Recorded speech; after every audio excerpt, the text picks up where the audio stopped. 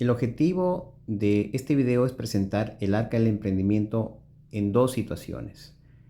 En la primera es para analizar la industria,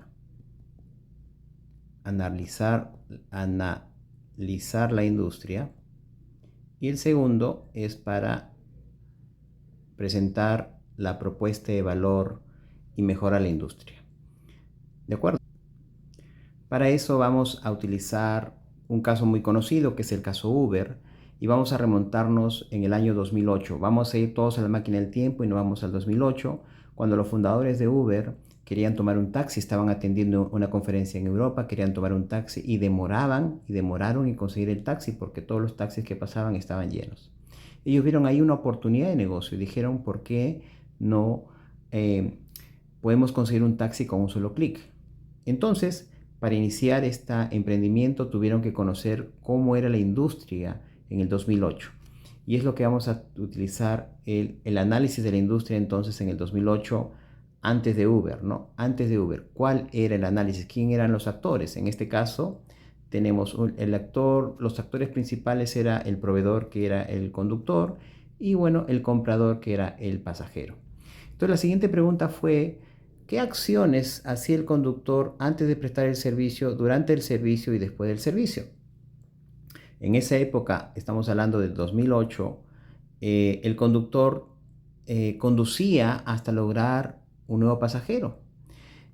Competía con otros taxistas, negociaba con el pasajero para llegar a un acuerdo. En el caso, el taxista no tenía pues un taxímetro, por lo tanto tenían que llegar a un acuerdo, y todo esto lo hacía antes de prestar el servicio, ¿no? Antes de prestar el servicio.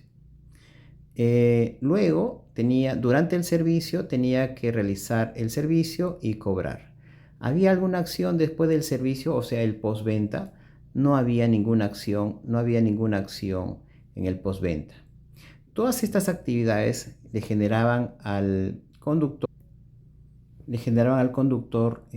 ciertos beneficios o ciertos perjuicios. ¿Qué beneficios, por ejemplo, o qué perjuicios recibía? Por ejemplo, la actividad de conducir hasta lograr un nuevo pasajero tenía que gasto de combustible, tiempo y estrés, ¿no? Porque no lograba el pasajero lograr horas de trabajo, largas horas de trabajo, hasta lograr el objetivo económico, y eso es lo que buscaba, ¿no? Es el beneficio que buscaba, es mayores ingresos. Eh, por otro lado, veamos al pasajero. El pasajero, ¿qué acciones hacía antes, durante y después del servicio? Bueno, tenía que caminar hasta una avenida donde transiten los taxis, esperar por un taxi, levantar la mano, negociar el precio cuando no había taxímetros, subir y pagar el servicio, ¿verdad? ¿Qué beneficios o daños recibía estas actividades? Bueno, una sensación de inseguridad desde que sale de su domicilio para caminar, y también al momento de subir al vehículo. Encontraba un taxi sucio, un trato no adecuado del conductor, no tenía información de la placa del conductor. En general, los taxis eran difíciles de encontrar, estaban sucios y olían mal, ¿no? Pero todo eso lo hacía para llegar al destino. Este es el beneficio que buscaba el pasajero. Como podemos apreciar, hemos visto que hay muchos, llamémosle, daños a los participantes de la industria. Pero vamos a verlo esto en más detalle. Vamos a pasar a la siguiente diapositiva y ver ya de manera ordenada a través de este cuadro. Empezamos con el chofer, cuáles eran las actividades antes, durante y después, ¿no? Antes, ¿qué acciones hacía? Buscar pasajeros. ¿Qué recursos utilizaba? Utilizaba su tiempo, su vehículo y su dinero, porque era combustible, ¿no?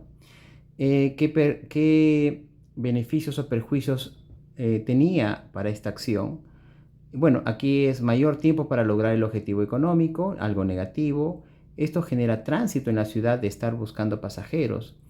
Mayor recorrido en su vehículo, el dinero, mayor emisión de CO2. Todos estos son los daños que generaba.